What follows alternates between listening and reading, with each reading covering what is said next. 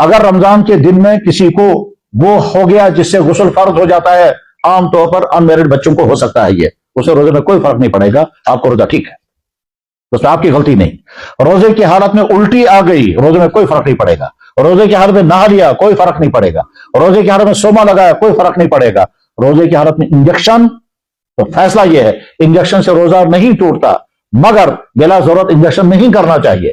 اسی طرح سے روزے کی حالت میں ڈرپ لگائیں گے، روزہ نہیں ٹوٹے گا، لیکن روزے کی حالت میں ڈرپ نہیں لگانا چاہیے۔ جب ڈرپ لگانے کی ضرورت ہوگی تو آفتاب ڈوبنے کے بعد لگائیں، روزہ کھولنے کے بعد لگائیں، ٹھیک، تب تک برداشت کریں۔ لیکن اگر کسی نے کر لیا تو روزہ نہیں ٹوٹے گا۔ یہ فیصلہ ہے بہت بڑے سیمینار کی بڑی لمبی ڈسکشن کے بعد یہ فیصلہ ہوا۔ وہاں ایک طرف سے ڈاکٹروں کی پوری ٹیم تھی اور دوسری طرف سے علماء کی ٹیم تھی، اور انہیں بہت لمبا ڈسکشن کیا۔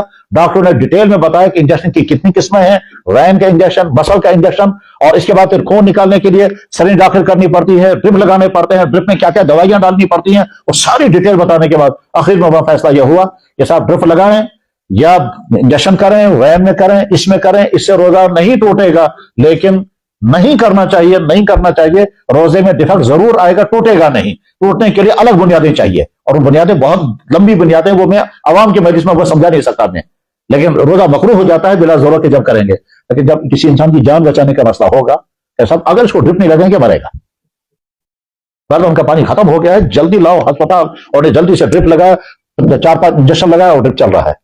اب کیا ہم مان لیں اس بیچارے کا روزہ ختم ہو گیا؟ جواب نہیں ختم ہوا، اس کی جان بچانے کے لیے ڈرپ لگایا گیا، اس سے روزہ ختم نہیں ہوا، یہ روزہ باقی ہے۔ اس کا یہ فیصلہ میں اپنا نہیں سنا رہا ہوں، ہماری حیثیت فیصلے سنانے کی نہیں ہے، ہماری حیثیت تو یہ ہے کہ جو بڑے ماہر علماء اس فیلڈ کے ہیں انہوں نے جو فیصلے کیے ہوں گے، اور وہ فیصلے کرتے ہیں ان تمام معاملات میں ڈاکٹروں کے مدد لے کر، ڈاکٹروں سے ساری ریسرچ لے کر، بس یہی سے آپ سمجھ سکتے ہیں آنکھوں میں دوائی ڈالنے سے روزہ ٹوٹے گا یا نہیں، کانوں میں دوائی ڈالنے سے روزہ ٹوٹے گا یا نہیں۔ تو جواب یہ ہے، دو رائے ہیں۔ ایک رائے یہ ہے کہ آنکھوں میں دوائی ڈالے، کانوں میں دوائی ڈالے، روزہ ٹوٹ جائے گا، اور دوسری رائے یہ ہے کہ کانوں میں دوائی ڈالے اور آنکھوں میں دوائی ڈالے، روزہ نہیں ٹوٹے گا۔ ہم اسی رائے کے ساتھ کون سی رائے کہ آنکھوں میں دوائی ڈالیں گے، کانوں میں دوائی ڈالیں گے، اس سے روزہ نہیں ٹوٹتا ہے، لیکن اس حضرات کی رائے کہ نہیں ٹوٹ جائے گا۔ جو حضرات کہتے ہیں ٹوٹ جائے گا وہ کیوں کہتے ہیں، اور جو حضرات کہتے ہیں نہیں ٹوٹے گا وہ کیوں کہتے ہیں، اس کی ڈیٹیل عوام میں بیان کرنے کی نہیں ہے، شارٹ میں بتا دیں۔